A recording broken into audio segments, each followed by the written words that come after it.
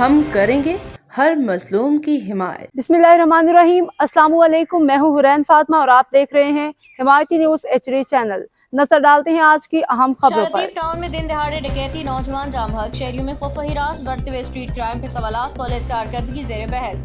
कराची के इलाके शाह लतीफ टाउन में थाना शाह लतीफ टाउन की हदूद में जराइम की बढ़ती हुई वारदातों का सिलसिला एक बार फिर संगीन सूरत-ए-हाल अख्तियार कर गया, जहां सेक्टर 17A में दिन दहाड़े डकैती के दौरान फायरिंग से 22 साला नौजवान शाहजेब अब्बासी मुल्क गुलाम शबीर अब्बासी जामक हो गया। इब्तदाई इत्तलात के मुताबिक मुसल्लह मुल्ज़िमान घर के बाहर वारदात के दौरान निजामत पे फायरिंग करके मौका से फरार हो गए। वाक़े के बाद इलाके में शदीद खौफ हिरास फैल गया, जबकि बड़ी तादाद में अहले इलाका मौका पे जमा हो गए और सूरत-ए-हाल पर शदीद गम और गुस्से का इजहार किया।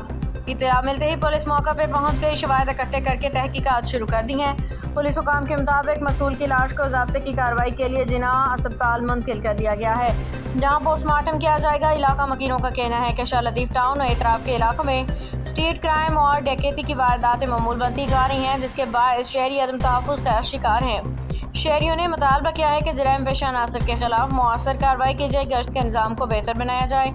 दूसरी जानिब अवामी हल्कों में पुलिस की मजमूई कारकर्दगी पे भी सवालात उठाए जा रहे हैं। शहरियों का कहना है कि मुख्तलिफ खसूसी यूनिट्स और फोर्सेस के क़याम के बावजूद स्ट्रीट क्राइम में कमी नज़र नहीं आ रही, जबकि अमली सतह पर मज़ीद मौसर हिकमत अमली की ज़रूरत है। शाहजेब अब्बासी की हलाकत ने एक बार फिर कराची में अमन व अमान की सूरत-ए-हाल, शहरी तहफ़्फ़ुज़ के निज़ाम पर बहस को जन्म दे दिया है।